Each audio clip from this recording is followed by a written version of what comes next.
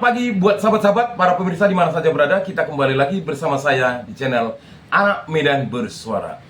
Pagi yang indah ini saya akan mengupload satu konten teman-teman, khusus buat sahabat-sahabat yang sangat kucintai, terkhusus dan teristimewa, yang memang hobi untuk mendengarkan berita dari Anak Medan Bersuara. Baik teman-teman, saya ini dapat berita dari Sindo News ya, baru-baru ini ya, tanggal 22 April jam 18.53. Nah ini dia, siapa lagi kalau enggak Pak Jokowi. Jokowi bakal laporkan 4 orang ke polisi terkait tudingan ijazah palsu. Tim kuasa hukum Presiden ke-7 Republik Indonesia Joko Widodo, atau yang disebut dengan Jokowi, siap mengambil langkah hukum untuk melaporkan sejumlah pihak terkait untuk tuduhan ijazah palsu. Ada 4 orang, hahaha, mantap ya, isu ijazah palsu tersebut. Salah satu kuasa hukum Jokowi, Yakub Hasibuan, anaknya Pak Oto Wamen, menjelaskan langkah pelaporan ini dilakukan setelah tim penasihat hukum bertemu Jokowi di restoran 1000 Rasa. Luar biasa ya, di restoran Menteng, Jakarta Pusat. Dalam pertemuan itu, Yakub mengaku pihaknya telah menjelaskan bukti dan dokumen yang telah dikumpulkan kepada Jokowi. Bahkan dia mengaku dokumen laporan kepolisian sudah hampir rampung. Mantap, tepuk tangan dong. Kita intro dulu.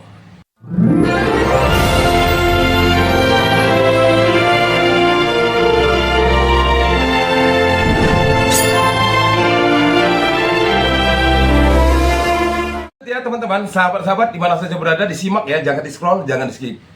Baik, kita komentari dari Anak Medan Bersuara.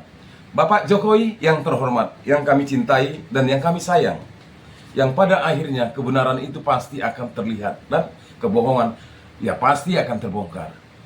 Pak, sepertinya Bapak lucu ya, 4 orang itu kok sedikit Pak. Mumpung Bapak laporkan aja seluruh rakyat Indonesia, agar seluruh penjara itu penuh dengan rakyat Indonesia. Yang pertama. Yang kedua, Bapak lebih suka main hakim sendiri kali Pak ya, melalui pengadilan. Karena tentu, kalau menurut kami, rakyat Indonesia, pengadilan adalah sesuatu tempat di mana seseorang itu diadili. Benar atau salah, atau ada data-data yang disampaikan oleh mungkin yang Bapak laporkan, bisa saja jadi alat pelintiran.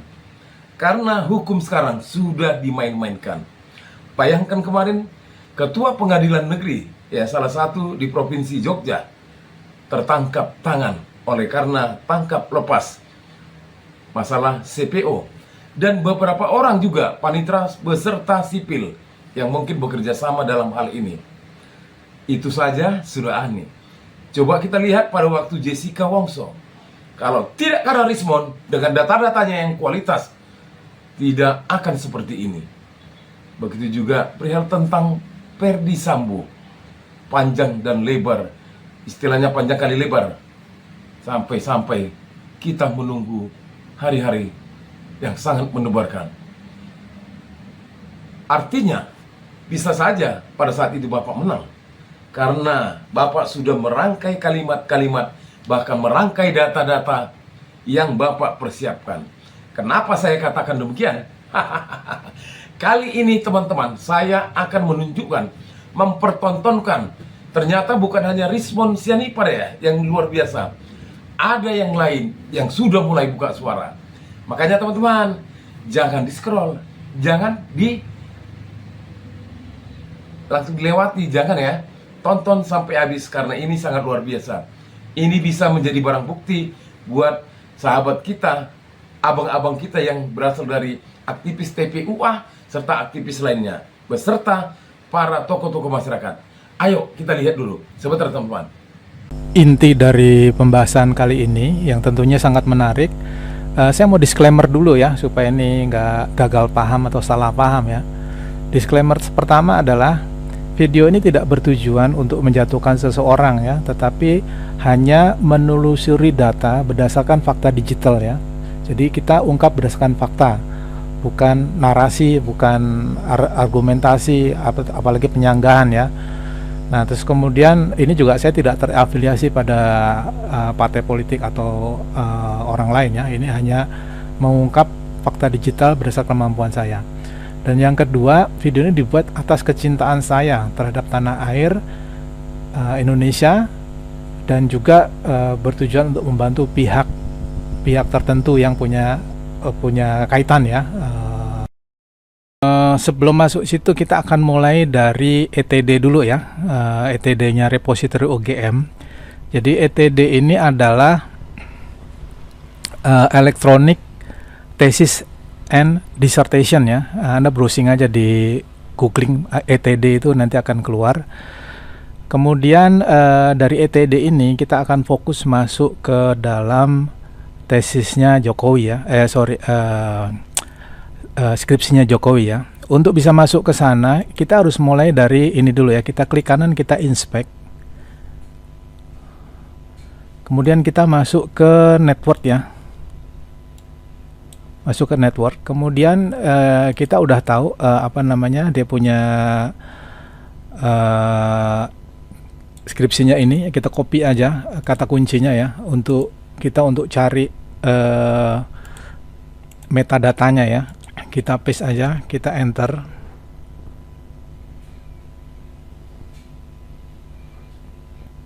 Ya, ini ketemu cuman satu ya. Oke, dari sini kita masuk ke do pencarian ya. Oke, kemudian kita masuk ke dalam lagi. Kita berbesar dulu, kita masuk ke data, kemudian ke 0, kemudian yang ke 1 ya. Nah, seperti kita lihat judulnya adalah studi tentang pola konsumsi bla bla bla bla, dibuat oleh di sini dikatakan Joko Widodo ya. Tapi yang unik bahwa skripsi ini baru ditambahkan di bulan Februari, atau tepatnya 12 Februari 2019 ya, jam 8.42.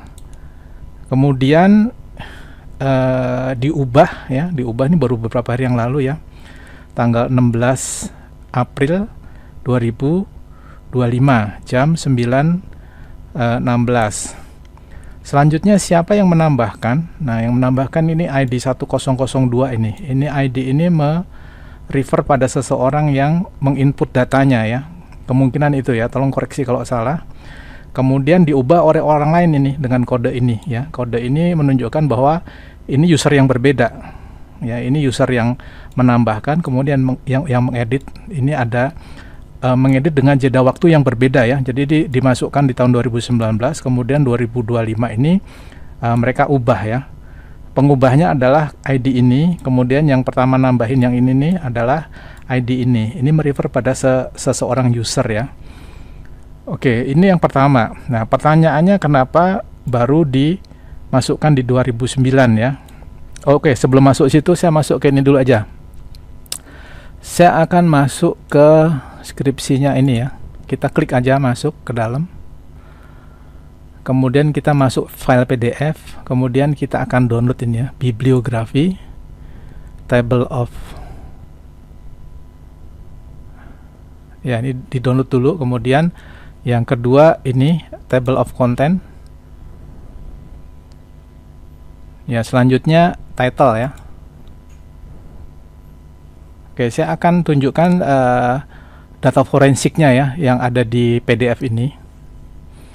Setelah kita download, kita buka aja. Ya, saya menggunakan Acrobat Reader.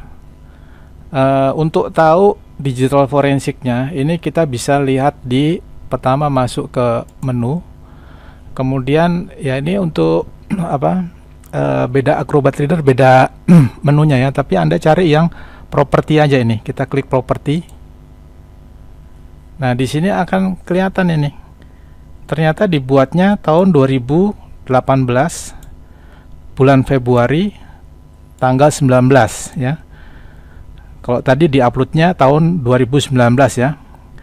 Jam 1:12 detik ke 15 PM, jam 1 siang ya, jam 1:12 siang ya, siang bukan tengah malam ini. Kemudian dimodified juga di hari yang sama, tapi ini 4 menit kemudian ya. Kemudian dibuat dengan menggunakan Foxit Phantom PDF printer version 7.3.4.0308 ya. Ya, ini di security nggak ada, tapi di fontnya menarik.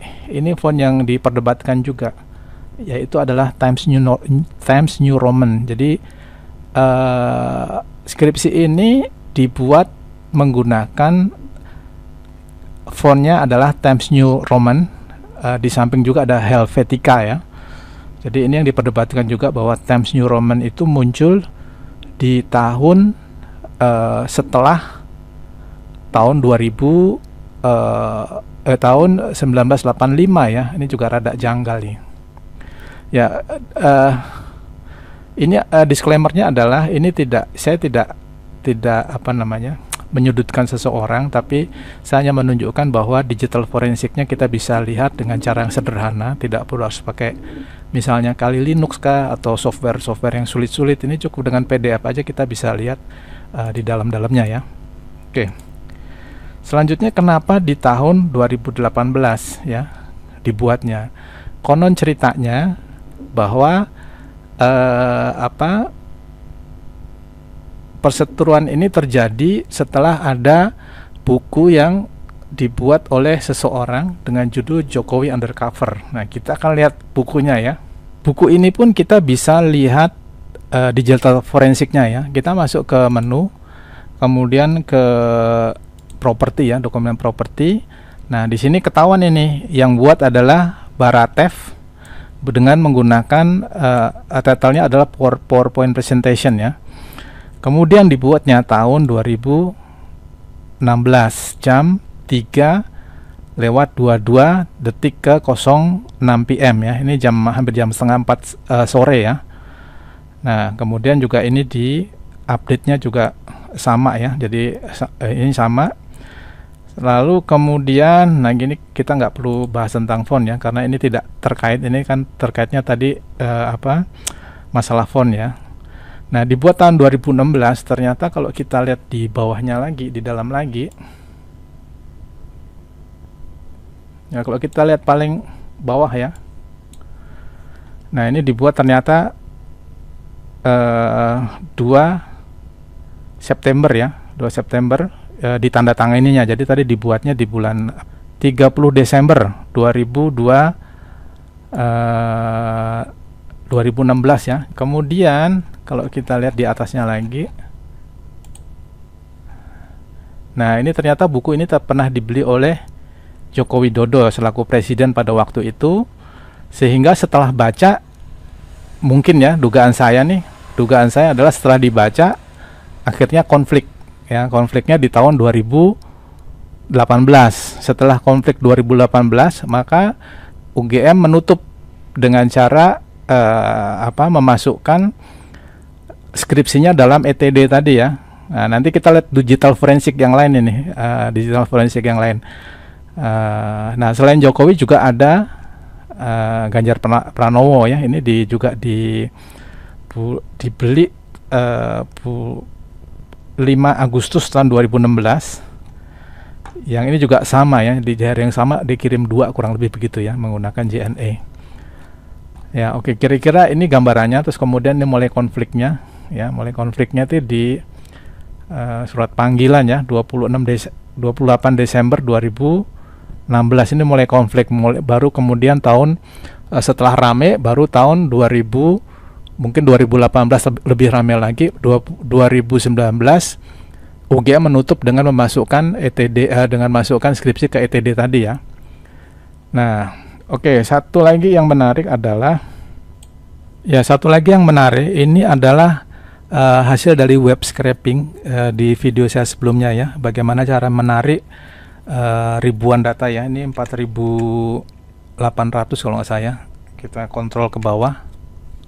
Nah, 4.819 data ini kita tarik dari ETD-nya UGM menggunakan web scraping. Dan kemudian kita tahu bahwa di sini ada yang terakhir ini, ada Joko Widodo di sini ya, menggunakan Ya, ini datanya ya. Kemudian coba kita lihat sesuatu yang menarik ya. Tadi juga saya sudah jelaskan bahwa di ini di apa? Dibuatnya ini ditambahkan tanggal 15 bulan Februari 2019 ya. Ya, ini sorry, ini saya koreksi ya. Ini ETD 2017 ya. Yang benar begini ya. Coba saya koreksi sebentar. Nah, kenapa itu munculnya begini? Karena kalau Anda lihat di web scraping saya,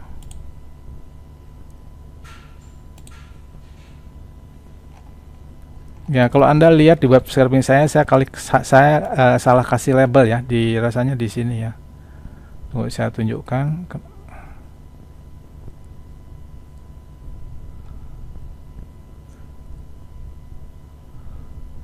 Nah, ini ya.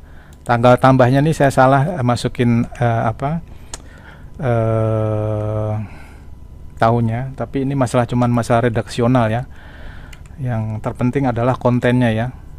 Jadi redaksionalnya saya salah, saya ada perbaiki. Nanti di scraping berikutnya otomatis dia akan merubah headernya ya, header yang di sini tadi ya. Oke, dari sini juga saya akan sortir ya. Ini ini hasil dari web scraping saya katakan tadi. Saya akan akan sorting berdasarkan tahun ya. Kalau kita lihat ya, tahun 2018 yang skripsi tahun 2018 itu hanya ditemukan cuma satu ya, Jokowi sendiri, nggak ada yang lain ya.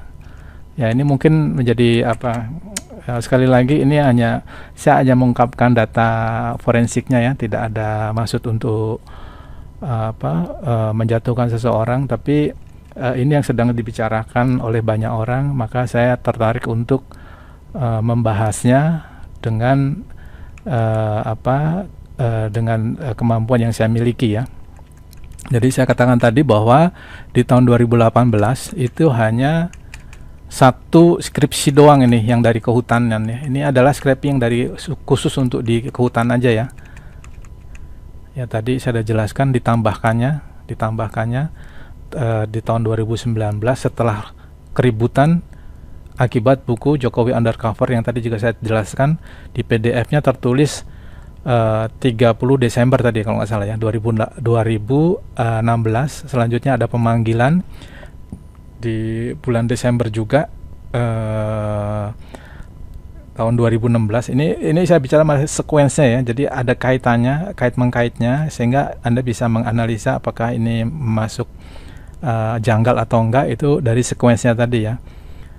Itu. Nah, oke, terus selanjutnya ya tadi saya jelaskan ini ID usernya, ini yang memasukkan datanya Jokowi ini adalah user 10022.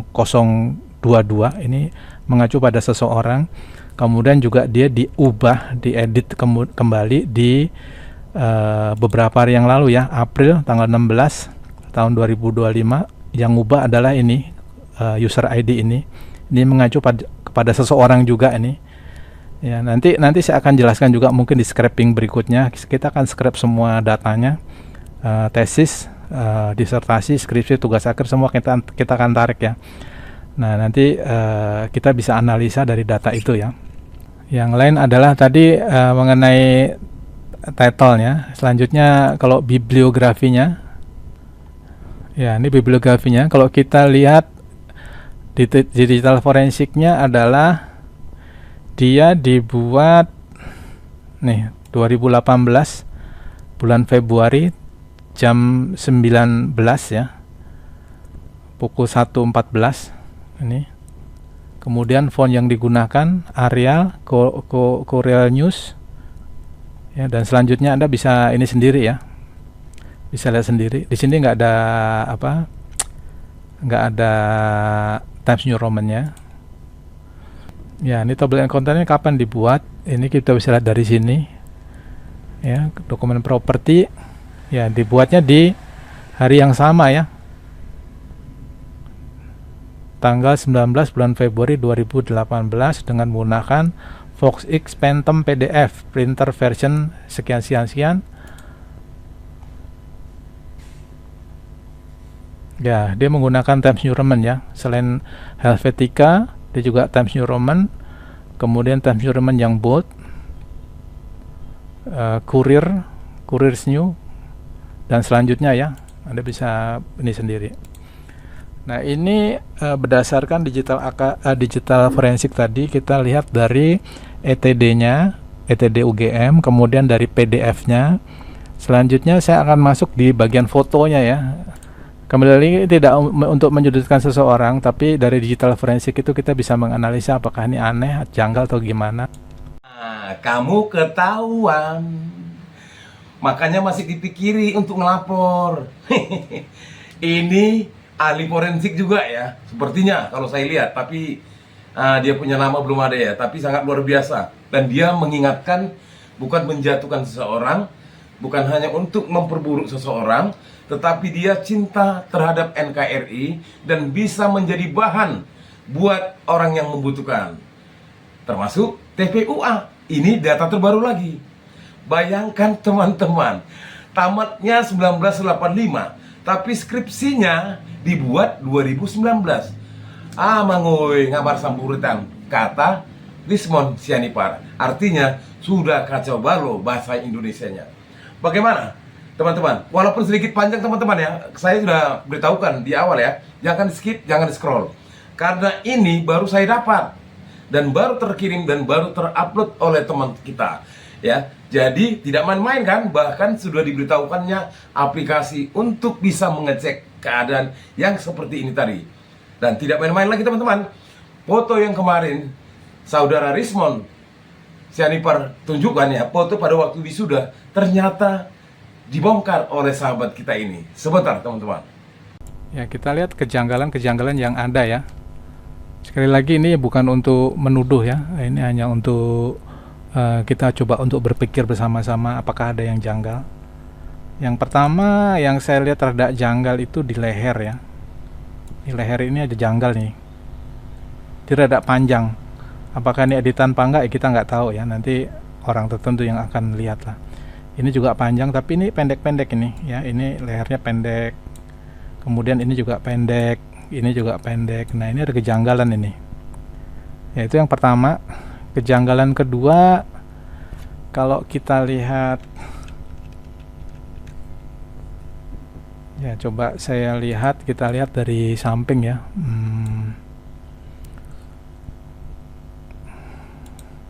Ya, ini kita lihat bayangannya ini antara topi dengan ini, kemungkinan cahayanya ada di ya, ini kalau saya tampak samping ya, tampak samping. Ini orangnya pakai toga misalnya ya, misalnya pakai toga. Ini badannya, misalnya ini kakinya, misalnya ini tangannya ya. Kalau dari tampak bayangannya, ini kelihatannya jaraknya nggak jauh ya antara toga ini dengan latar belakangnya. Kemudian posisi lampunya rasanya ada di sini ya, lebih tinggi dari badan dia ya, posisi lampunya ya. Kenapa bisa begitu? Karena ini posisinya rada ke bawah, berarti kemungkinan cahayanya itu ada di atas sini nih, kemungkinan besar ya. Nah, jarak layar dengan ini pendek, tapi jarak layar ini dengan ini rasanya rada panjang ya. Ya, oke, kita lihat lagi ya. Yang ini satu lagi, yang ibu-ibu ini toganya, kalau dia cahayanya dari atas ya, logika saya bilang kalau dari sini cahayanya, maka ini harusnya rada ke bawah begini bayangannya harusnya ya. Ya, kalau salah mohon dikoreksi ya, ini dugaan saya nih. Kalau dia dari atas ini juga harusnya rada panjang ini. Ya, silahkan analisa sendiri ya. Ini hanya untuk pendapat saya ya. Ya, rasanya itu dari saya ya. Kembali lagi, video ini bukan untuk memojokkan seseorang, tapi dasarnya adalah kita berpegang teguh pada data ya, data forensik, bukan dari pengakuan, karena pengakuan setiap orang bisa berbohong, tapi kalau data forensik itu tidak bisa berbohong, dia terlalu jujur ya. data forensik itu tidak pernah bohong dan tidak pernah melakukan kesalahan. Data forensik. Tetapi kalau narasi-narasi atau penjelasan tanpa data itu kemungkinan bisa berbohong, ya. Dan diingatkan beliau kemarin kembali lagi ya, bahwasanya ini bukan untuk memojokkan seseorang, tapi untuk bagaimana nilai kebenaran itu memang harus ditegakkan dengan kecintaannya terhadap NKRI. Begitu juga kami, hai Bapak Jokowi. Walaupun Bapak sudah melaporkan 4 orang, saya rasa masih kurang, Pak. Dan itu pun katanya mempersiapkan. Apa yang Bapak persiapkan? Barangkali data-data. Nggak bisa, Pak. Teknologi nggak bisa dibohongi. Apa kata Rismond?